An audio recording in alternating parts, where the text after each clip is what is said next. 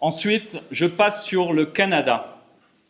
Je brosse les pays qui sont importants pour la plupart d'entre vous.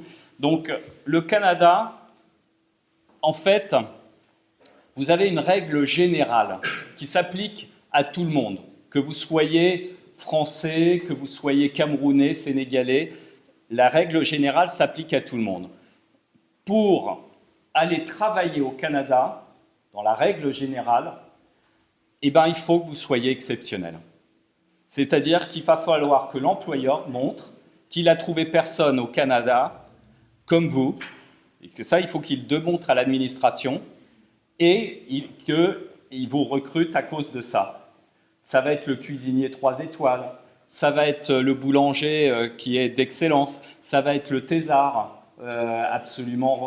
qui a fait une excellente thèse.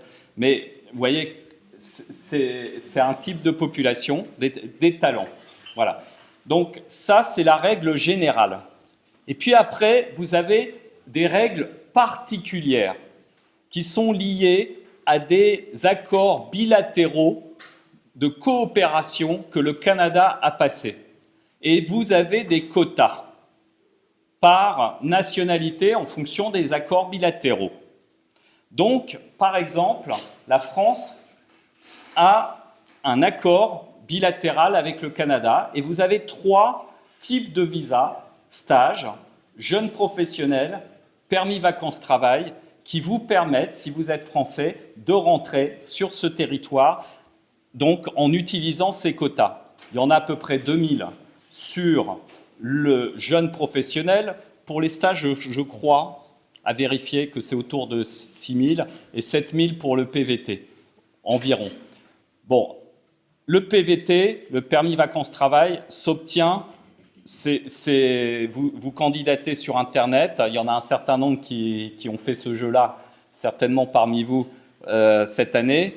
Et en gros, en 2 minutes, les places étaient prises. Et puis, pendant les 2 minutes où c'était ouvert, eh ben, personne n'arrivait à se connecter, tellement c'était l'embouteillage. Donc, en gros, je compare ça à la loterie de la green card aux États-Unis, vous voyez ? C'est-à-dire, vous avez une petite chance, là, potentielle, mais surtout, ne construisez pas votre projet avec l'espérance d'avoir le PVT, parce que là, c'est la loterie. La manière de vraiment construire son projet en tant que ces jeunes professionnels, c'est ce visa, c'est obtenir un job là-bas et on vous fait les papiers. L'employeur, là, pour le coup, n'a pas à démontrer que vous êtes une star. C'est automatique, si vous voulez. Il vous donne un papier comme quoi il vous recrute et à partir de là, vous pouvez lancer la procédure administrative. Et si vous êtes dans les 2000, donc au début de l'année, où de toute façon il n'y a pas énormément de gens, il n'y a pas une concurrence si massive que ça là-dessus, vous aurez les papiers pour aller travailler pendant 18 mois au Canada. Et ce qui est formidable, c'est qu'au bout de 12 mois, vous pouvez demander le visa permanent, si vous avez un job, et 3 ans plus tard, le passeport canadien. Et le passeport canadien vous donne la possibilité de travailler aux États-Unis si vous avez un emploi aux États-Unis. Ça change tout, le passeport canadien, pour l'Amérique du Nord. Et pour les Français, je vous assure, c'est le meilleur moyen d'aller en Amérique du Nord. Pour moi, c'est ça l'objectif, vous voyez, pour mes enfants. Donc, et puis vous avez un visa stage. Un visa stage, pendant vos études, si vous obtenez un stage au Canada, vous aurez les papiers. Tout ce que je viens de dire, c'est lié à l'accord bilatéral entre la France et le Canada. Alors, après, vous avez une liste de pays où il y a des accords.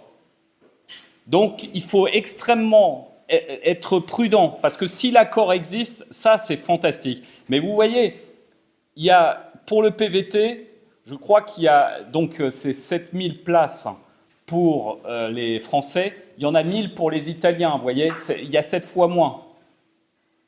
Et on parle de l'Italie. Donc si vous prenez d'autres pays, vous allez voir que les quotas deviennent drastiques. Donc, ça devient très compliqué. Donc, si vous êtes marocain, par exemple, et que vous voulez aller au Canada, moi, je vous donne la voie qu'il faut prendre et où vous serez sûr de partir. Faites un super doctorat. Parce que si vous comptez sur la procédure administrative et sur les quotas et sur tout ça, vous y serez, je ne sais pas quand. Donc, voilà, c'est par l'excellence qu'on gagne, quand il y a très peu de place. Quand il y en a beaucoup, il n'y a pas de problème. Mais quand il y en a très peu, c'est l'excellence qui vous ouvre les portes. Et je le dis pour les écoles aussi. Vous voyez, si vous êtes marocain, j'ai eu le cas d'une fille marocaine, HEC, 9 mois de chômage. Et en finance, une fille brillantissime, excellente, formidable. Mais un problème, la finance à Londres, quand vous êtes marocain, ben non.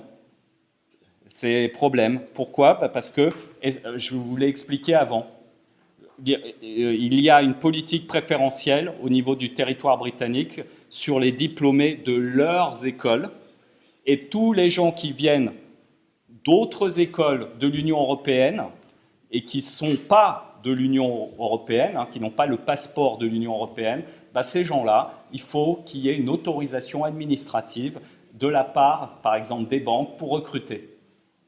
Et pour avoir ça, il va falloir montrer vraiment que vous êtes excellent. Donc c'est par l'excellence que c'est possible. Et elle a eu le JP Morgan qui a fait le nécessaire. Mais pour qu'il le fasse, il a fallu convaincre les gens chez JP que cette fille-là, elle était fantastique. Bon, le fait qu'elle sorte d'HEC, déjà, c'était un plus. Et ça ne suffisait pas. Voilà. Donc elle est bien à Londres. Mais vous voyez, c'est une histoire qui repose sur son talent.